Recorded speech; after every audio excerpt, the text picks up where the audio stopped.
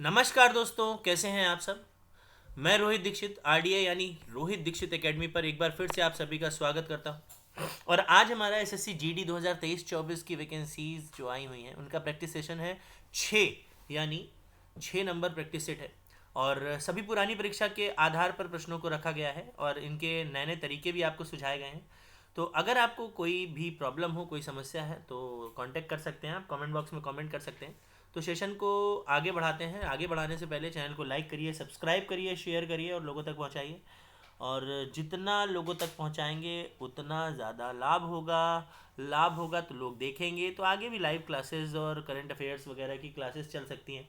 कोई प्रॉब्लम नहीं है, तो चलते रहिए। लेकिन आगे बढ़ने से पहले लाइक ज़रूर करिए और ये हमारा नंबर दिया गया है, इस पर आप कांटेक्ट कर सकते हैं। चलिए देखते हैं पहला क्वेश्चन क्या है। जैसा कि आप जान रहे हैं कि ये जो हमारा सेशन है ये छठा है। इसका मतलब इसके पहले 5 सेशन जा चुके हैं। तो आप देखिएगा ज़रूर, और ज़रूर देखिएगा। मैं प्रयास करूँगा कि डिस्क्रिप्शन में सारे जितने भी हमारे सेशन हैं सबका लिंक दे दूँ आपको। तो एक बार ज़रूर प्रयास करिएगा, ठीक है। चलिए देखते हैं पहला प्रश्न क्या है हमारा।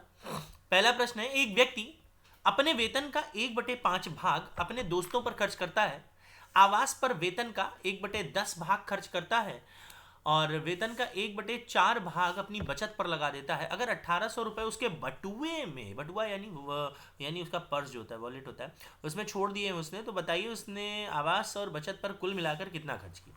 देखो बहुत आसान प्रश्न है। बहुत आसान कैसे है ये, आसान है नहीं, आसान बनाना पड़ेगा। आसान कैसे बनाना पड़ेगा समझिए। जैसे उसने क्या किया, जो जो खर्च किया हम उसको जोड़ लेते हैं। जोड़ते हैं, देखो 1/5 उसने खर्च किया, हमने वो जोड़ा, ठीक। और 1/10 खर्च किया उसने, तो हमने वो जोड़ दिया। और 1/4 भी उसने खर्च किया, तो हमने वो जोड़ दिया। सबको हमने जोड़ दिया, ठीक। थोड़ा इंक चेंज कर लेते हैं, लाइट कलर है थोड़ा, हाँ। अब सबको उसने जोड़ दिया है। सबको हमने जोड़ लिया। जोड़ते कैसे हैं, अकॉर्डिंग टू एलसीएम। 5, 10, 4 का एलसीएम तो शायद 20 होगा, ठीक। अच्छा, ये जोड़ना तो सबको पता है। नहीं पता है तो बता देते हैं। 5 से 20 को डिवाइड करेंगे 4 बार तो 4 यानी 4 आएगा। 10 से 20 को डिवाइड करेंगे 2 बार, 2 1 2, और 4 से करेंगे तो 5 बार, तो 4 2 6 5 11 हो गया भाई। कितना हो गया, 11। 5 2 7 4, 11/20। ये जोड़ दिया जो उसका खर्च था। देखो ऐसा है, जब हम भिन्न लिखते हैं तो नीचे वाला हिस्सा जो होता है वो टोटल होता है। क्या होता है, टोटल। और ऊपर वाला हिस्सा वो होता है जिसको हम खर्च कर रहे हैं, शो कर रहे हैं। तो खर्च क्या कर रहे हैं, 11। अब आप सोचो, टोटल 20 हिस्से थे जिसमें से 11 हिस्से उसने खर्च किए। तो जाहिर सी बात है, 20 में से 11 खर्च किए तो 9 हिस्सों की उसने बचत की होगी। 9 हिस्सों की उसने बचत की होगी। और जब 9 हिस्सों की उसने बचत की है, तो बचत की है उसने 1800 रुपए की, जो कि आपके सामने आप देख रहे हैं। अगर 1800 रुपए की बचत करता है ना, बटुए में छोड़ दिए, तो 9 = 1800, तो एक रेशियो की वैल्यू कितनी आएगी, 200 आएगी, यानी 200। अब वो आपसे क्या बोल रहा है, 1 = 200। कह रहा आवास और बचत पर कुल मिलाकर कितना खर्च किया, ठीक। आवास और बचत पर कुल मिलाकर। अच्छा, तो आवास पर उसने कितना खर्च किया है, आवास पर 1/10, और 1/10 का रेशियो है 2, ठीक। और बचत कितनी की, 1/4, तो 1/4 मतलब 5। तो दोनों मिलाकर रेशियो कितने हो गए, 7। तो 1 = 200, तो 7 = यानी कितना हो गया, 1400। आंसर आपके सामने है, देखिए। ना समझ में आया पूछिए, फिर भी ना समझ में आया तो कमेंट बॉक्स में कमेंट कीजिए और ज़रूर बताइए। बाकी आपके पास नंबर भी है तो आप कांटेक्ट कर सकते हैं। चलिए अगला प्रश्न देखते हैं क्या है। लिखा है 81 × 82 × 83 × 84 से ऐसे डॉट डॉट करते करते हम कहाँ तक गए, 89 तक गए हैं। और आपको इसमें इकाई का अंक बताना है। इकाई का अंक यानी यूनिट डिजिट फाइंड करनी है। यूनिट डिजिट, जैसे हम आपको बताएं, ऐसा है कि यूनिट डिजिट का मतलब ये है कि इकाई का अंक। जैसे हमने लिखा AB, इसमें इकाई का अंक क्या है, ये। जैसे हमने लिखा 653, इसमें इकाई का अंक क्या है, ये। जैसे हमने लिखा 9521, इकाई का अंक क्या है, ये। तो जो इकाई का अंक है हमेशा राइट साइड रहेगा ना। तो इकाई का अंक निकालने के लिए आपको कुछ नहीं करना है। सबसे पहले तो इसको हम बड़ा कर लेते हैं। कैसे, देखो ज़रा। 81, 82, 83, 84, 85, ठीक है। 86, 87, 88 और 89, ठीक। अब इकाई के अंक की बात करें तो जो भी अंक इकाई के स्थान पर हैं, जैसे ये 1, ये 2, ये 3, ये 4, ये 5, ये 6, ये 7, ये 8, ये 9, आप इनका मल्टीप्लाई करिए अकॉर्डिंग टू साइन। जो भी है, प्लस है तो प्लस करो, गुणा है तो गुणा करो। कर दिया। अब आप सोचेंगे इतना बड़ा गुणा कैसे करें, तो मत करिए। देखो ये 5 है और ये क्या है 4, या तो 5 का 4 से गुणा करो या तो 5 का 2 से गुणा करो। जैसे ही गुणा करोगे तो लास्ट डिजिट जो आएगी, अंतिम अंक 0 आएगा। और जब अगर अंतिम अंक 0 आ गया, अब आप कुछ भी गुणा कर दो अंतिम अंक 0 ही आएगा, इसलिए इकाई का अंक भी क्या हो जाएगा, 0 ही हो जाएगा। नेक्स्ट क्वेश्चन देखते हैं। 1 से लेकर 46 तक सभी प्राकृतिक सम संख्याएं और विषम संख्याओं का योग अलग बताइए, यानी अलग अलग बताना है। Separately the sum of the all natural even numbers and the odd numbers from 1 to 46 up to. Okay, ऐसा है कि नंबर सिस्टम में कुछ फॉर्मूलेज होते हैं, फार्मूला होते हैं ना। फार्मूला कौन कौन से होते हैं, जैसे प्रथम n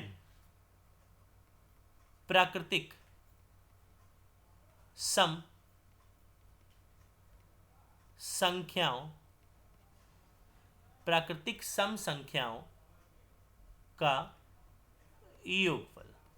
फॉर्मूला होता है n+1, ये प्राकृतिक सम संख्याओं का। ऐसे ही एक और होता है कि प्रथम n प्राकृतिक विषम संख्याओं का योगफल,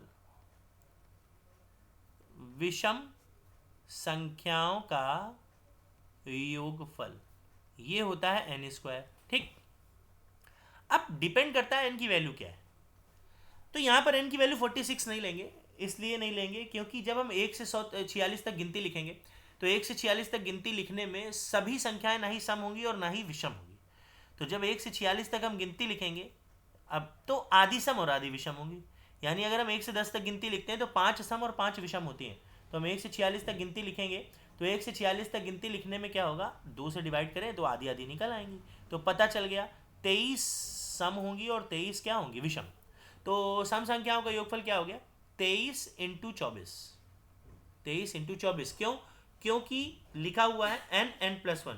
23 × 24, तो 23 का गुणा कर दिया, 23 का 23 में 529, और एक बार 23 और जोड़ देते हैं तो 552 हो गया, ये आ गया। और फिर उसके बाद हम क्या करेंगे, यहाँ पर n का स्क्वायर यानी 23 का स्क्वायर कितना हो गया है, 529। आंसर आ गया है दोनों, यानी सम का भी और विषम का भी। ठीक, 3 प्रश्न हो चुके हैं, अगला देखते हैं। 126 लीटर के एक मिश्रण में पानी तथा दूध का अनुपात क्रमशः 2:5 है।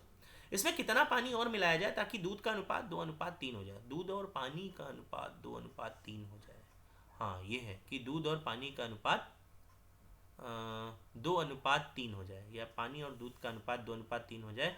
ये थोड़ा सा क्वेश्चन गड़बड़ हो गया है, थोड़ा सा लिखना सही नहीं रहा, तो इसको थोड़ा सा हम सही कर देते हैं।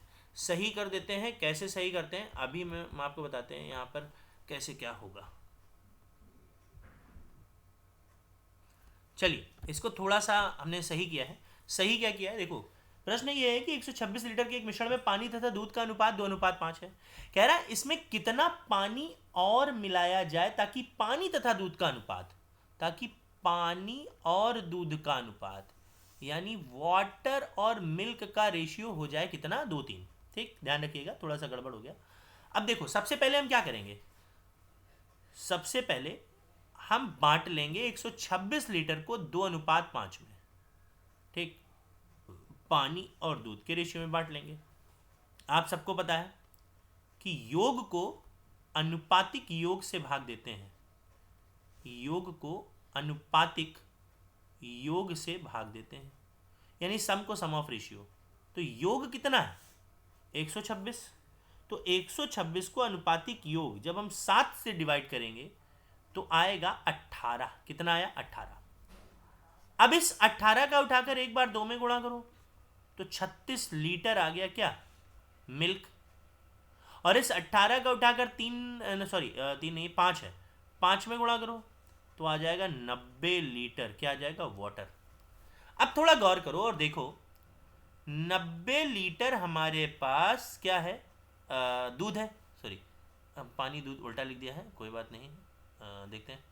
36 लीटर पानी हो जाएगा और 36 लीटर पानी और ये मिल्क। ठीक है, तो 90 लीटर हमारे पास मिल्क है, ठीक, और 36 लीटर हमारे पास वाटर है।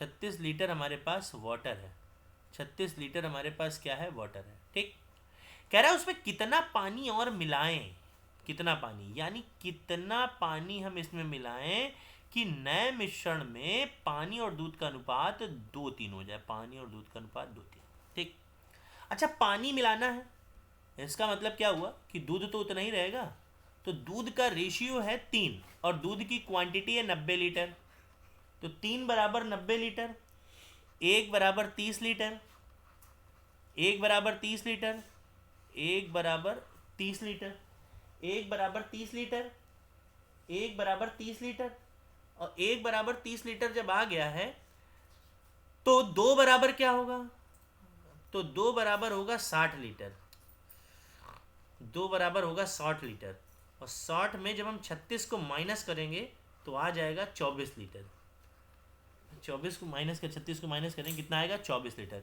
यानी x की वैल्यू क्या होगी, 24। आंसर आ गया।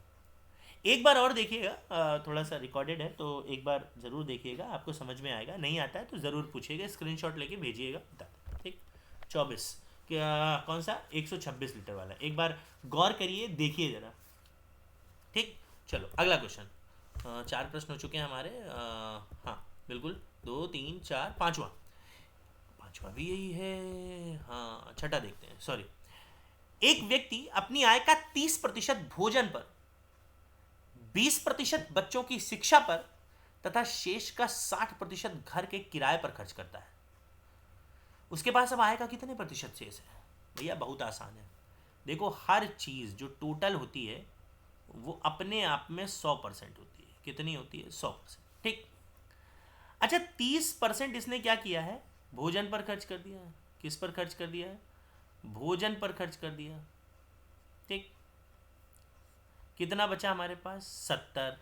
ठीक, और 20% बच्चों की शिक्षा पर खर्च कर दिया। शिक्षा पर 20%, कितना बचा है? 50। ठीक, उसने क्या कहा? तथा शेष का, ये शेष ही तो है, शेष, शेष का 60%, तो 50 का 60% कितना होता है? 30। 30 उसने घर के किराए पर खर्च किया, कितना बचेगा? 20। 20 बचा, तो अब आपसे कह रहा है उसके पास कितना प्रतिशत बचा है? 20% ही बचा है। आंसर आ गया। ठीक, चलिए अगला क्वेश्चन देखते हैं जल्दी से, 7वां। भाई 5वां तो 2 बार दे दिया था तो कोई दिक्कत नहीं। 7वां प्रश्न ये है कि जागृति ने 180 रुपए प्रति दर्जन की दर से 10 दर्जन सेब खरीदे। ठीक, सेब खरीदे। ठीक, सेब। ठीक, अब पर डजन, एक दर्जन में, एक दर्जन में कितना होता है? 12। ठीक, तो 10 दर्जन में कितना होगा भाई? 10 दर्जन में होगा 12 दाम 120 सेब हो गए। अब आप सोचो 180 रुपए प्रति दर्जन के हिसाब से खरीदे, 180, एक दर्जन 180 का है, एक दर्जन 180 का है, तो 10 दर्जन कितने के होंगे? 10 डजन कितने के होंगे? ये होंगे 1800 रुपए। तो 1800 रुपए तो सीपी आ गई। ठीक, अब उसने किया क्या है जागृति ने कि 19 रुपए 50 पैसे प्रत्येक की दर से उसने इन 120 सेवों को बेच दिया। ठीक, बेच दिया। अब गुणा कर लेते हैं 19 रुपए 50 पैसे का 120 में, जिससे हमको पता चल जाएगा उसने कितने में बेचा है। करते हैं ज़रा, 0 और 12 पंचे 60, ये हो गया 12 नवैया 108 और 6, 108 और 6 जोड़ेंगे तो 114 की 4, आंसी लगा 11, और 12 कम 12 और 11 23 होता है। कितना? 23। 1.1 अंक पहले लगा है तो लगा दिया, तो 2340 रुपये आया। कितना आया? 2340। तो एसपी आ गई भैया, 2340 रुपये एसपी आ गई। अब आपको निकालना है लाभ प्रतिशत। तो लाभ प्रतिशत कैसे निकलता है? प्रॉफिट परसेंट बराबर होता है अंतर इंटू 100 अपॉन सीपी। तो अब 2340 का 1800 से डिफरेंस निकालेंगे तो 540 आएगा, और सीपी कितनी? 1800 इंटू 100, दो जीरो से पहले दो जीरो उड़ा दो, 18×53, यानी 30% का जागृति को लाभ हो गया। ठीक, चलो देखते हैं अगला।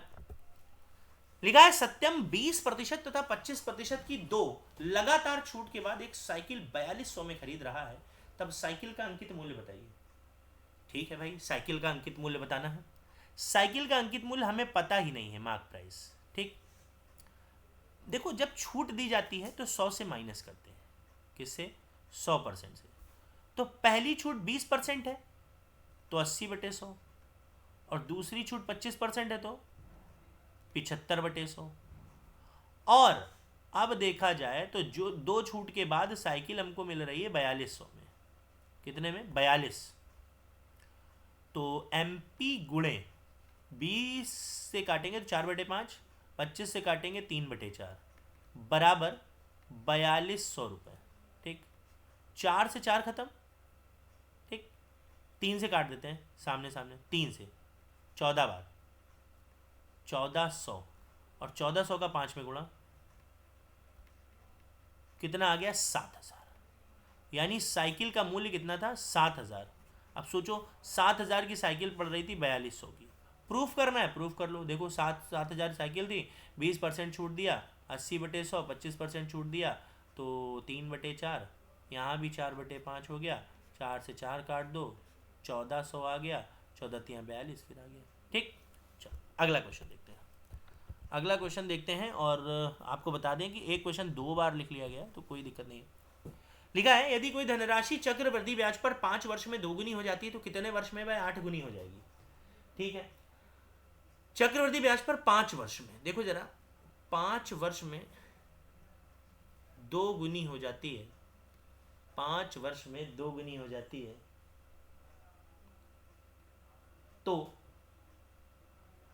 तो कितने वर्ष में वह 8 गुनी हो जाएगी? देखो ये चक्रवृद्धि ब्याज है, इतना ध्यान रखना, चक्रवृद्धि ब्याज हमेशा पावर में बढ़ता है। ठीक, ये 2 गुना है और ये 8 गुना है, इनको बराबर में करेंगे तो हमेशा तो देखेंगे ये 2 की पावर 3 होगी, तभी तो 8 होगा। ये देखो हुआ। तो जो पावर लगाइए उसका हम पिछले वाले टाइम में मल्टीप्लाई कर दें, बस कितना आ गया? 15। आंसर आ गया, खत्म। ठीक, एक बार और समझो। जैसे हमने कहा कि 6 वर्ष में कोई धनराशि 3 गुना हो रही है। ठीक, तो 81 गुना होने में कितना समय लगेगा? तो आप देखो ना, ये 81 जो है 3 की पावर 4 है भाई। 3 का स्क्वायर क्या होता है? 3 की पावर 2 मतलब 9, 3 की पावर 3 मतलब 27, 3 की पावर 4 मतलब 81। तो इस 4 का उठा के 6 में गुणा कर दो, बस कितना आ गया? 24 साल। समझ गए? चलो अगला क्वेश्चन देखते हैं। लिखा है सत्यम और शिवम की आयु का अनुपात 3:5 है। यदि आज से 5 वर्ष के बाद शिवम सत्यम से 8 वर्ष बड़ा होगा, 8 वर्ष बड़ा होगा, तो वर्तमान में सत्यम और शिवम की आयु का अंतर बताइए। देखो एक चीज हमेशा ध्यान रखना कि 2 लोगों की आयु का अंतर हमेशा समान रहता है। ठीक, हमेशा समान रहता है भाई। 5 साल बाद शिवम सत्यम से कितना बड़ा होगा? 8 वर्ष बड़ा होगा। तो ये अंतर तो हमेशा आएगा ना। 8 साल अभी बड़ा है तो जब जन्म हुआ होगा तब भी 8 साल बड़ा होगा, 8 साल बाद जन्म हुआ होगा सत्यम का। इसका मतलब सत्यम और शिवम, इनकी आयु का जो डिफरेंस है वो 8 साल हमेशा रहेगा, चाहे 5 वर्ष बाद, चाहे अभी या वर्तमान में, यानी तो उनका अंतर कितना रहेगा? 8 वर्ष ही रहेगा। तो यही हमारा एक ट्रिक क्वेश्चन है और इसका आंसर है। ठीक, समझ गए आप लोग? तो बस आज जो 5वां प्रश्न था वो प्रश्न हमने 2 बार लिख दिया है, थोड़ी गलती हो गई है, कोई बात नहीं, थोड़ा टाइपिंग मिस्टेक भी है, थोड़ा जल्दी से लेक्चर को बनाया गया है, तो कोई बात नहीं। चैनल को आप लाइक करते रहिए, सब्सक्राइब करिए, शेयर करिए, और कोई भी प्रॉब्लम हो तो कमेंट ज़रूर करिएगा और बताइएगा ज़रूर। बाकी मुलाकात करते हैं आपसे अगले वीडियो में जल्दी से। तब तक के लिए थैंक यू, नमस्कार।